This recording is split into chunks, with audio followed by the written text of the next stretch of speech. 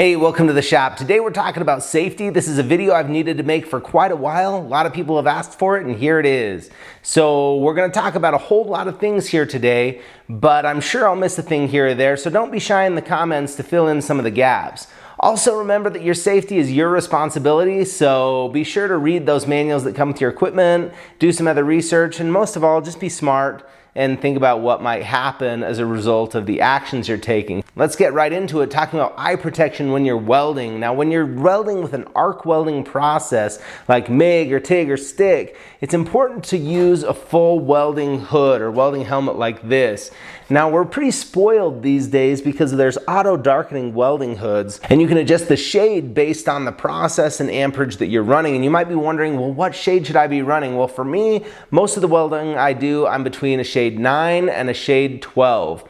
Now, here's a snippet of a chart that's coming out of this Lincoln manual. This is also taken out of the ANSI manual, and I'll link this below. It's a free resource online that shows you, based on the amperage and process that you're running, what shade is safe for you to use. Now, if you are arc welding, you know, goggles like this is a shade 5. That's not going to be dark enough for you to be safe while you're arc welding, nor will it provide any protection for the rest of your face.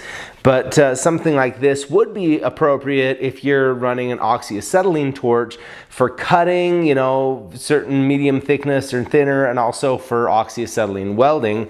I find these goggles to be a little bit clunky and prefer the darker shade 5 glasses like these.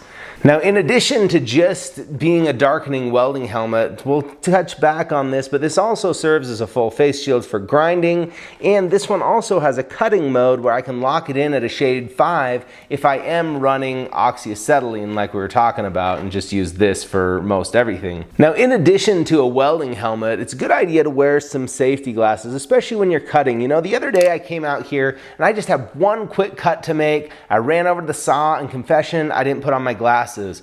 Went through, you know, halfway through that cut, a shard of metal shot right into my eye. It was terrible luck, you know, one cut. And I wished I had just grabbed those glasses. Fortunately, I was able to get the shard of metal out. It missed any critical parts of my eyes, but I sure learned my lesson. No matter what I'm doing, just go ahead and grab the right glasses. Now, while safety glasses like this are good for a lot of things, if I'm grinding, and especially if I'm using an angle grinder with a wire wheel to clean off slag or something, sometimes those bristles can shoot off, and so I like to have some protection for my whole face. So you can get a full face shield, but I'll honestly just put my welding helmet in grind mode and roll with that. Now let's talk about getting burned. Now, we're working with stuff that's thousands of degrees. Obviously, you're gonna have hot things around. You don't wanna get burned. You know, some of the basic precautions are using the right gloves. I use thinner gloves like these for TIG, and then for MIG and stick, I use thicker gloves like this that offer a little bit more protection up the cuff at the expense of dexterity and feel. Now, sometimes though, with these thinner TIG gloves, it can get a little bit toasty, and so there are these little TIG finger heat shields available. I'll link this down in the description, that you can slide right onto your glove to give you a little bit of extra protection. Now, while we're talking about burns, let's talk about welding jackets. Now, welding jackets come in many forms. I kind of like the fabric ones like these. You know, a lot of them are green. I have a blue one as well. And they have a flame retardant on them, and they're thick material. Now, this will protect you from some light spatter from MIG welding or some stick welding, and also from the radiation of the arc, right? That bright light can give you a bad sunburn, and over time that can even lead to things like skin cancer. So it's important to cover yourself with something like this jacket. So for most of the light work I do these days, a cloth jacket like this is just fine. I'll just note that the fire retardant can actually wash off, so make sure to read the directions on the tag in regards to, you know, how much you can wash a particular jacket. Now, there are a couple options going up or down from that. There are certain welding shirts that you can get, but also there are these sleeves that you can put on just to cover your arms if you're TIG welding and you don't have a lot of spatter to deal with, but you do want to protect yourself from the radiation of the arc. You can use something like this between your shirt and your glove, or you can go up from that cloth jacket to something like a leather jacket, and there are even some of these that go down long over your legs if you need extra coverage. Now this is one I don't use very much these days, but when I was doing heavier work, I'd use it quite a bit. And you can see all these burn marks on the side here. That's mostly from a process called air arc gouging, which is really not very fun to run in my opinion. But anyway, I don't want my arm to look like this, so it's a good thing to wear a jacket that'll offer the protection that you need based on the work that you're doing. Another common place to get burns, you may have experienced this before, is your feet.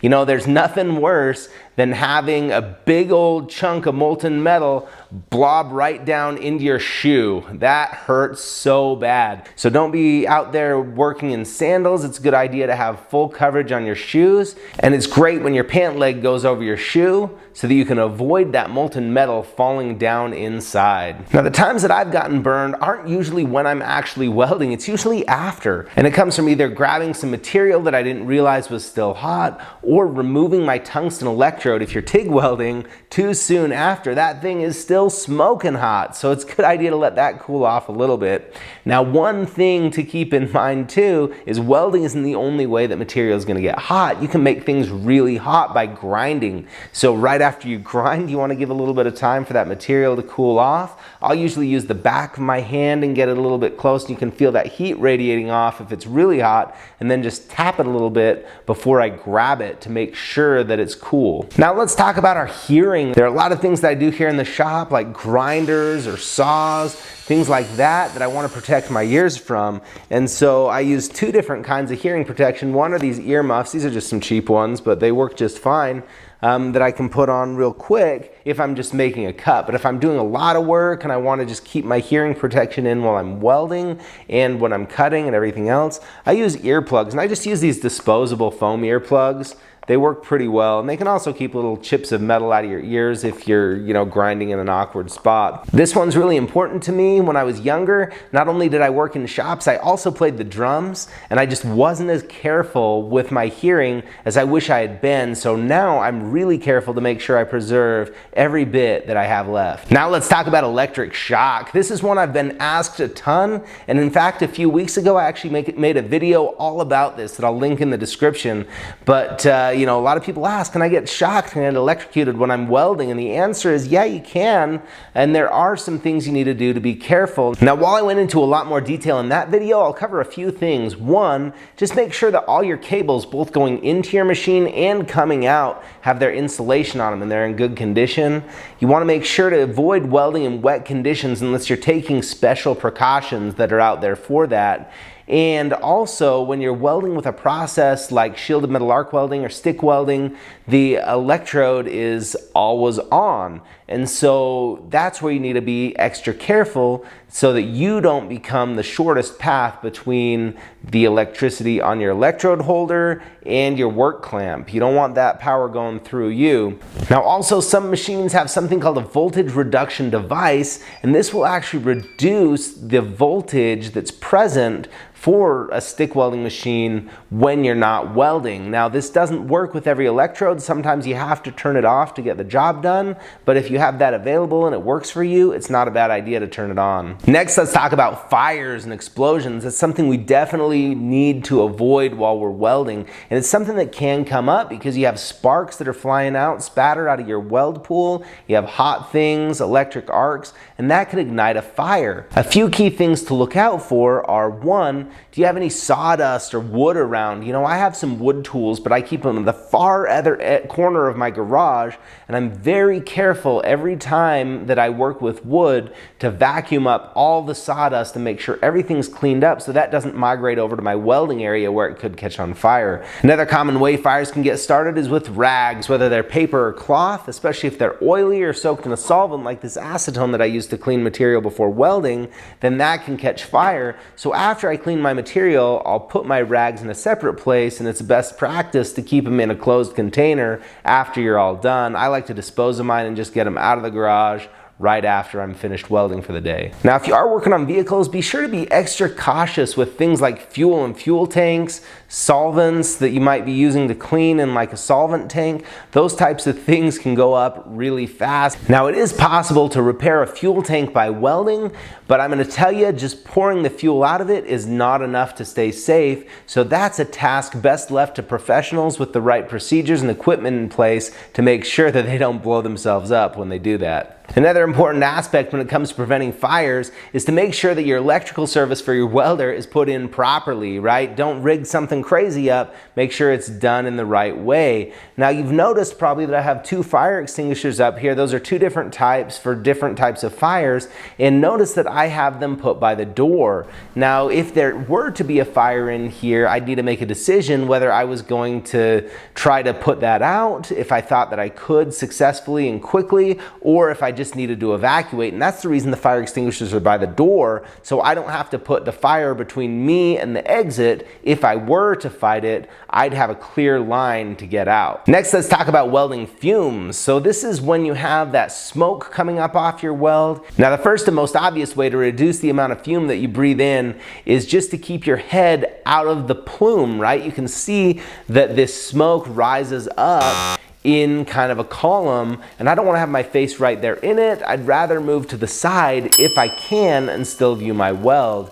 The next thing to do is try to reduce and eliminate the amount of fume that's there. Now this is a simple fume extractor that I built for well under $100 in a video a few weeks back. I'll link that video down in the description below. I put it together in just a few minutes, and it works really well, just drawing the air away from my weld zone and blowing it outside. Now there are commercial fume extractors that you can buy that use a filter to clean the air, but those are quite expensive, and this option works really well for me. Now if you are welding with stick or flux core, you know, where it's not a concern to have a little bit of a breeze blow by, a small desk fan can actually help you out quite a bit. And as a last line of defense, wearing a respirator is not a bad idea. Now breathing nasty stuff in isn't limited just to actual welding.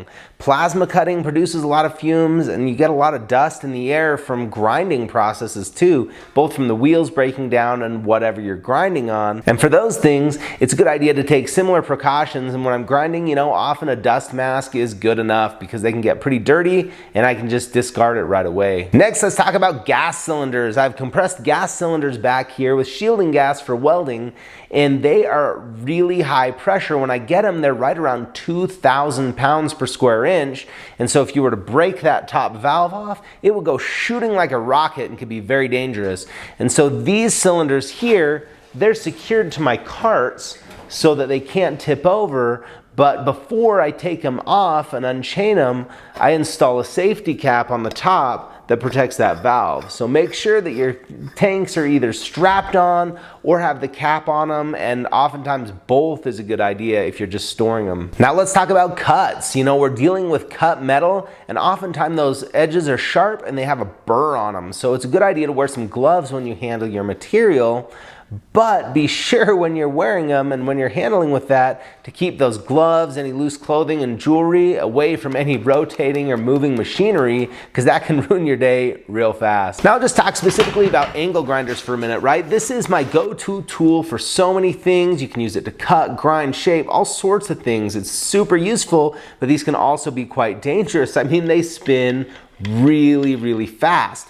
Now, a few things to stay safe when you're working with an angle grinder. One, make sure to use the right wheel for the job, right? This is a cutoff wheel, and I would not want to use this for grinding on the side. It's not made to load like that, though there are a few wheels available that can do both. Just make sure you're doing what the wheel you bought is meant to do. Now also there are these guards around the back, and that's a really good protection for you in case one of these wheels got damaged and flew apart. Now I haven't had that happen on a handheld angle grinder, but I have had it happen on a chop saw. Fortunately, it was enclosed, but I jumped back about 2 feet. It was crazy how violently that wheel exploded. So just go ahead and use your guard and use a wheel that's in good condition. It's unlikely that you're gonna have something fly apart if it's in good condition, but you might as well protect yourself. Now, while we're on the topic of guards, I'll just mention that some grinders have guards available that have additional protection down below here so that if you're cutting with a cutoff wheel, it's totally enclosed. So that's not a bad idea either if you're going to be doing a lot of cutting with a cutoff wheel. There are also steel wheels available that have diamonds embedded around the edge, and they look a lot like a tile wheel, but these ones are made to cut metal, and since they're made out of steel instead of a fiberglass and grit, they're less likely to fly apart, though I don't think they work quite as well, and I still find myself going back to the plain old black ones. Next, I'll just talk for a second about lifting. Now, when you're moving equipment around, you're working with metalwork, you're likely to have to move some heavier things. Make sure that you're not reaching too far, bending or twisting when you're lifting those things up, and get help when you need to. Lift with your legs. Make sure to look out for your back, because I threw my back out about 10 years ago. It was miserable, and I have some friends who've had serious back injuries, and I gotta tell you, that is no fun and has an impact on the rest of your life. So just be super careful when you're lifting things. A simple thing can turn out to really ruin your day in a hurry. The last thing that I'll touch on is not to do with your safety while you're welding, but the safety of the products you produce. Now, be sure that you're not overstepping your skill level on what you're actually making, right? It's probably not a good idea to go out and buy a welder and the first thing you make is a trailer hitch that if it were to break, it could really hurt some people flying down the freeway. When things are welded to code in industry, there's so much work that goes into engineering the weld, developing a procedure that could work for it, testing and qualifying that procedure and qualifying the people who run it, that not only can they weld, but they can weld in the particular way that they're going to there. So there's a whole lot that goes into keeping welded products safe. So just be sure to think about what would happen if this were to break. And another trap that's important to avoid is making sure that what you're welding on is weldable, right? So if you have a repair on an aluminum part, a big old crack on something aluminum, some aluminum alloys are not weldable, so it's not a good idea to weld that, especially if it's something like a ladder that somebody's going to be climbing up on. If your weld fails, they're going to fall down. So just think about that as you get into welding. You know, the point is not to make you afraid to move forward, just to make good decisions. Make sure you stay safe so you can enjoy welding and enjoy everything else for the rest of your life. If you enjoyed this video, let me know by hitting that thumbs up below, and don't be shy to comment with anything else that you know of when it comes to safety so we can all learn together. We'll see you next time.